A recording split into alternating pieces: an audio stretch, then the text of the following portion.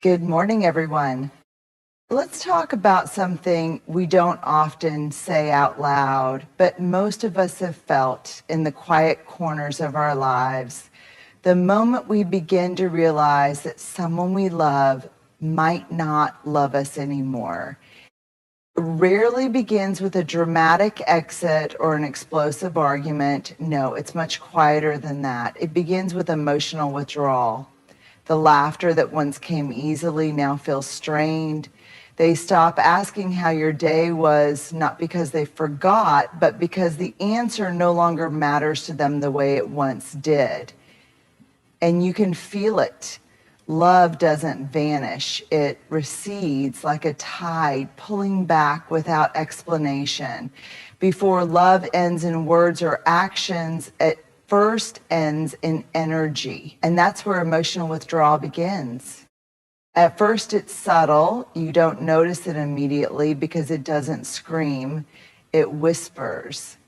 It hides behind distracted eyes and half-hearted smiles. You tell yourself they're tired, stressed, preoccupied, and maybe they are. But over time, you begin to feel it. Their presence is there, but their emotional availability is not. You sit across from them at dinner and there's a silence that feels heavier than any argument you could have. You bring up something that made you laugh that day, something small, something that used to make them light up, and now a nod, a tight smile, no spark, no real engagement. You wonder if you're being too sensitive, but the truth is, your nervous system is wise. It knows before your mind can make sense of it. Something has shifted.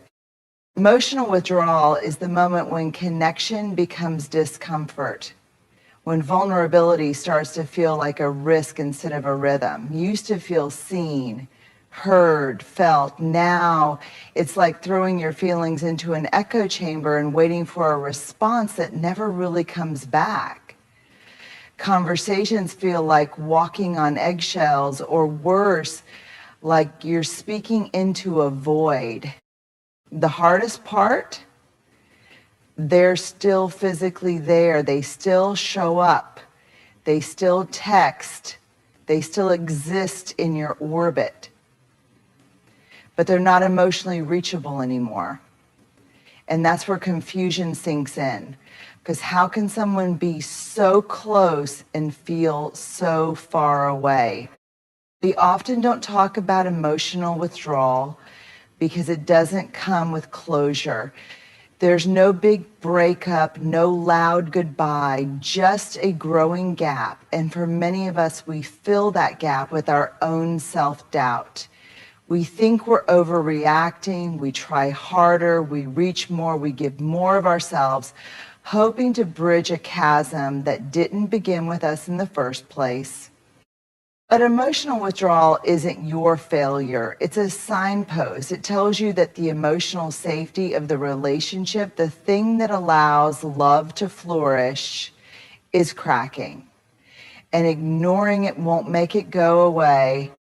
The brave thing to do, the painful, holy, grounded thing to do is to name it, to stop pretending you're not hurting, to stop chasing the version of them you once knew.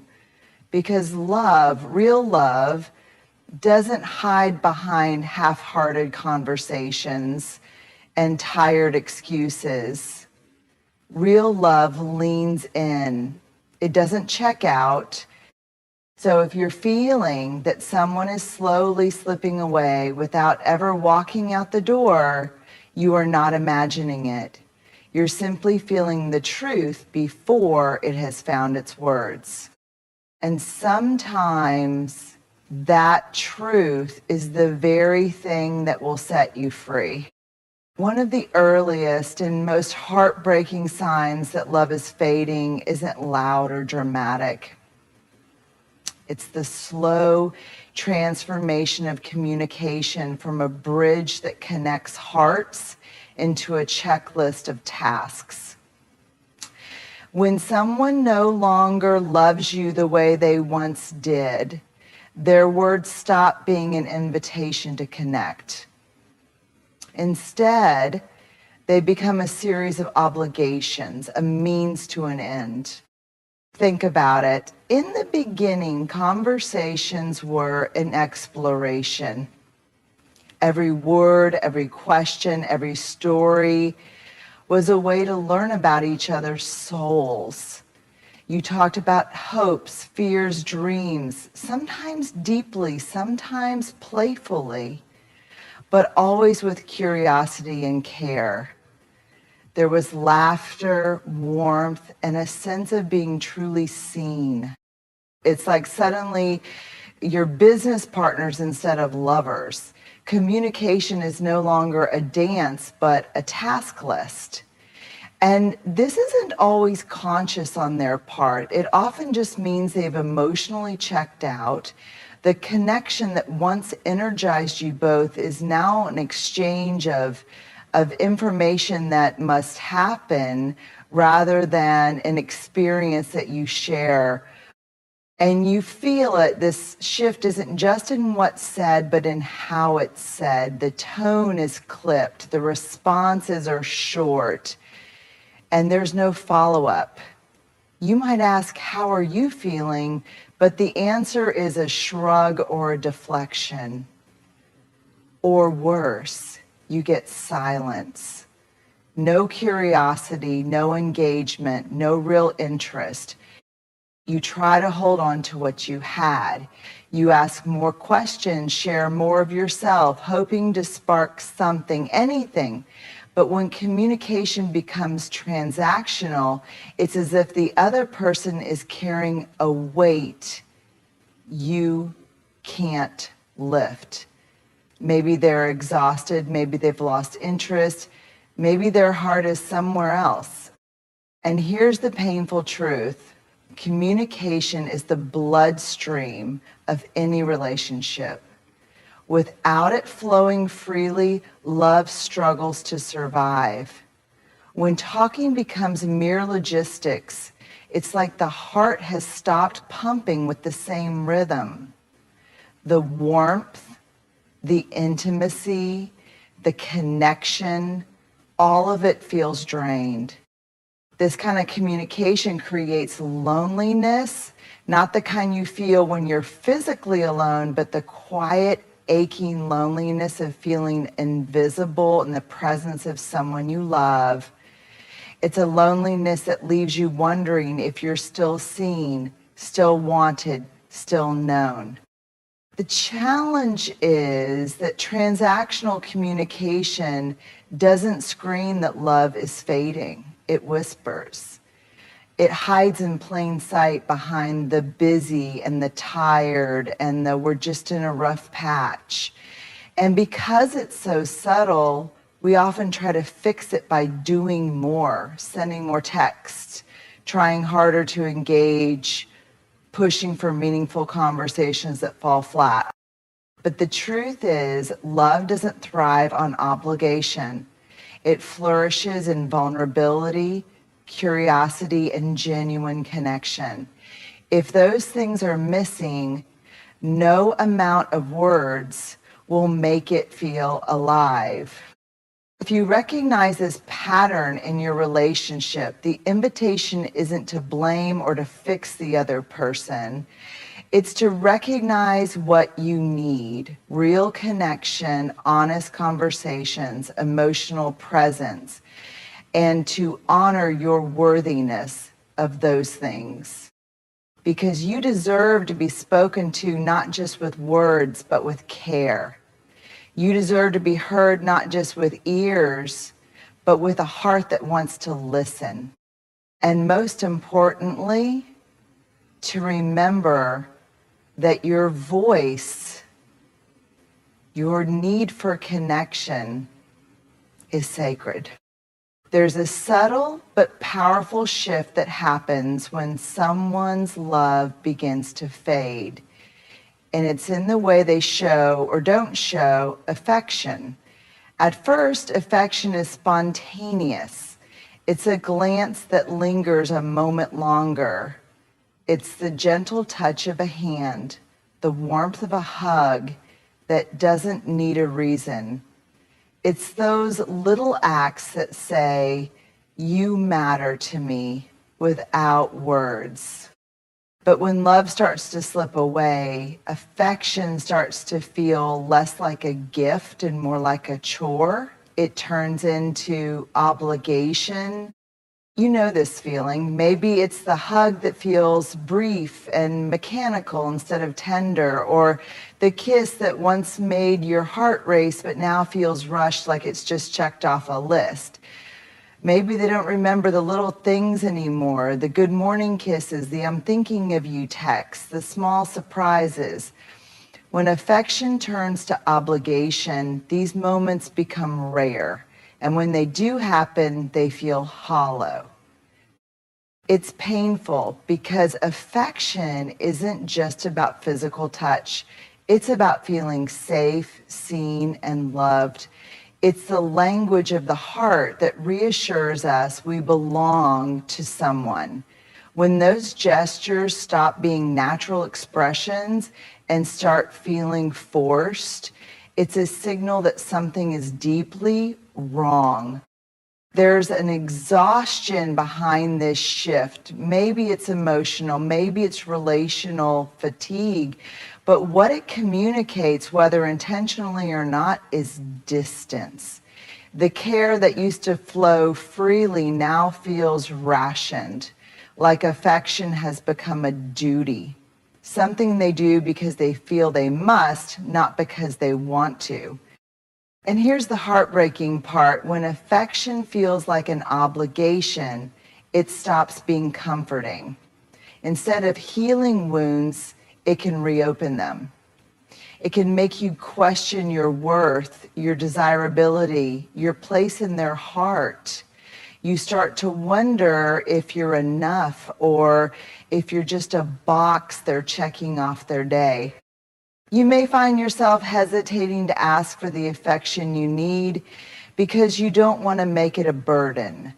You try to downplay your needs, telling yourself that you shouldn't expect too much or that they're just going through a tough time. But your heart knows better. It's quietly aching for genuine connection, for touch that means something, for love that shows up fully. This shift from affection to obligation is one of the most subtle ways love fades because it disguises itself as care. It looks like trying, but it feels empty. It's the difference between presence and absence. Even when someone is physically close, their heart isn't truly there.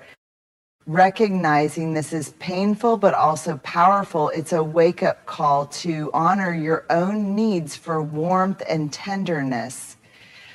It reminds you that love isn't supposed to feel like a duty, it's supposed to feel like a choice, a joyful, willing choice to be near, to hold, to cherish.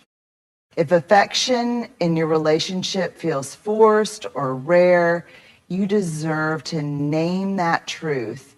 You deserve to speak your longing for real, wholehearted love without apology.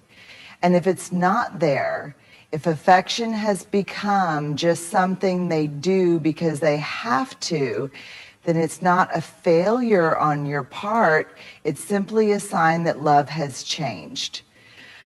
The hardest but most freeing step is to stop settling for obligation disguised as affection and to make space for love that feels alive, mutual, and free. Because love, real love, is never a burden. It's always a gift. There's a quiet voice inside you, often soft, sometimes barely audible, that senses the shifting tides long before anyone says a word. It's your intuition, your internal compass. whispering truths your mind may still be wrestling to understand. When love begins to fade, your intuition is the first to notice the subtle changes. It's the feeling that something is off, even when everything seems fine on the surface. Maybe it's a knot in your stomach, a heaviness in your chest, or the restless nights when your mind won't stop turning over questions you don't have answers to. Your intuition knows. But here's the challenge. Intuition isn't always loud or obvious. It's rarely dramatic. It's not a flashing warning sign. Instead, it's a gentle knowing, a sense that the foundation beneath you isn't as steady as it once was. It's the feeling that you're reaching for someone's heart and finding it slipping away, even if their hands are still holding yours. Intuition is born from your experiences, your heart's deepest truths, and your nervous system's innate ability to read emotional cues. It's a kind of emotional radar that knows when love's warmth has started to cool, even before your partner admits it or acts on it. What's hard is that intuition doesn't come with a roadmap. It doesn't tell you what to do next or when things will get better.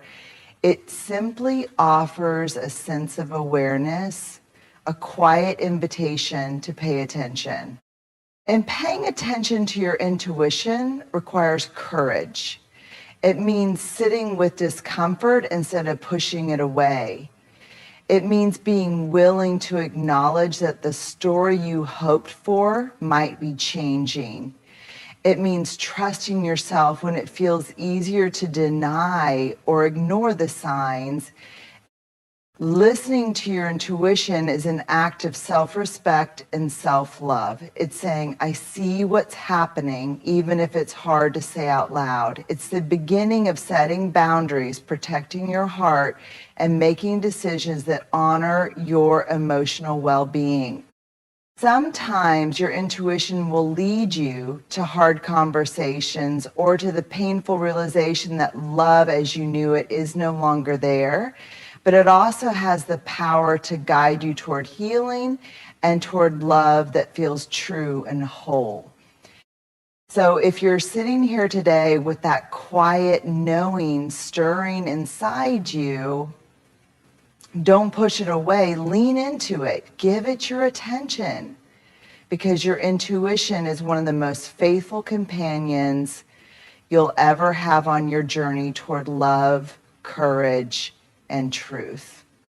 When someone you love begins to pull away, it's one of the most confusing and painful experiences you can face. And because love is intertwined with hope and vulnerability, your mind begins to do something very human. It starts making excuses for their distance. You tell yourself all kinds of stories to explain why they aren't present. They're just stressed at work. They're tired. Maybe they're going through something I don't know about. It's not about me. These explanations soften the sharp edges of reality. They protect you from the truth you might not be ready to face, that they might be slipping away from you emotionally or otherwise. Excuses are a way to hold on even when the ground beneath you is shifting. They are acts of love in disguise, an attempt to preserve what once was, to keep hope alive just a little longer, because hope feels safer than heartbreak and denial feels easier than painful acceptance. But here's the paradox. While excuses give you temporary relief, they also keep you stuck in a place of uncertainty and waiting. You begin to justify the distance with reasons that feel plausible but may not reflect the full truth. You soften the impact of their absence so you don't have to face the possibility that you're not enough for them anymore. This is where the vulnerability of love meets the complexity of human nature. Your heart wants to believe the best, even when your experience is telling you something different. You cling to moments that don't fully exist anymore, hoping that if you explain away their silence or coldness, you might bring them back. The harder you try to rationalize their absence, the more isolated you might feel, because deep down, you know you're making excuses not just for them, but for yourself, for the part of you that fears rejection, abandonment, or being unloved. Excuses become a cushion for your wounded heart.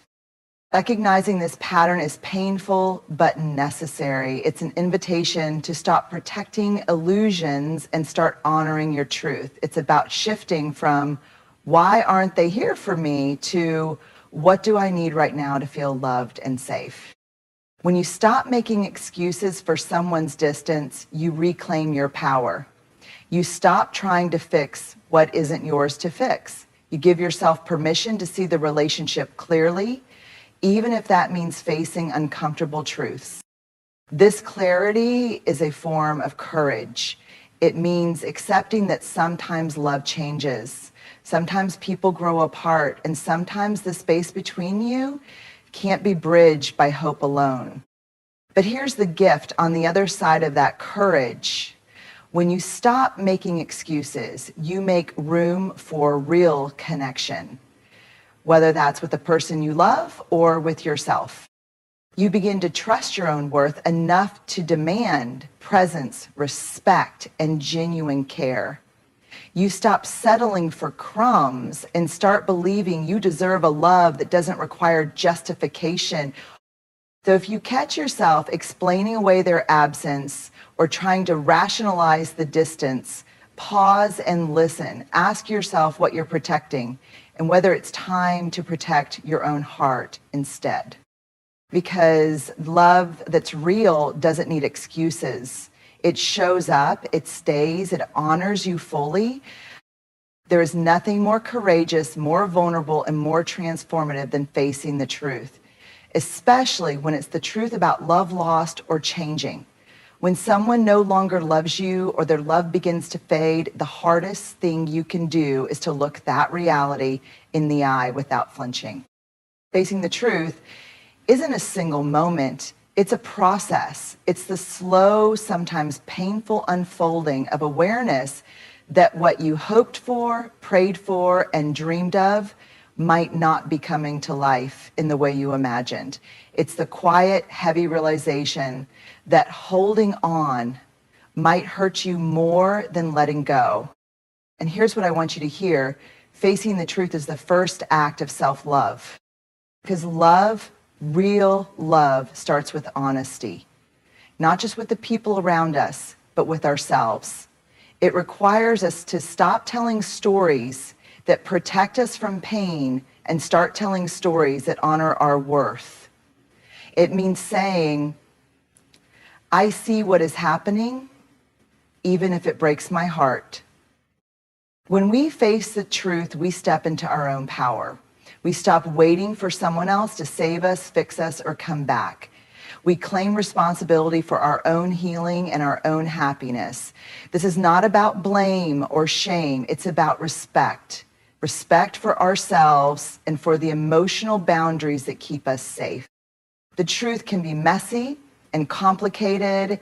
It's wrapped in grief and loss. It's laced with disappointment and anger and confusion.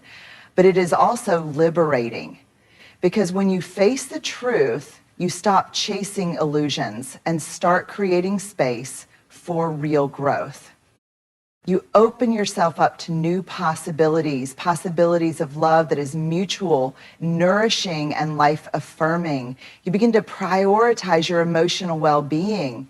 You learn to set boundaries that protect your heart from further harm. And perhaps most importantly, you practice kindness toward yourself. You recognize that your worth does not depend on someone else's love or approval. You learn to be gentle with your own heart as it navigates loss and change. Facing the truth also means embracing your vulnerability. It means allowing yourself to feel the pain, the sadness, the anger, without judgment or hurry, because healing is not linear and self-love is not about perfection. It's about presence. It's about holding space for all parts of yourself, even the broken ones. When you face the truth, you become your own advocate. You say, I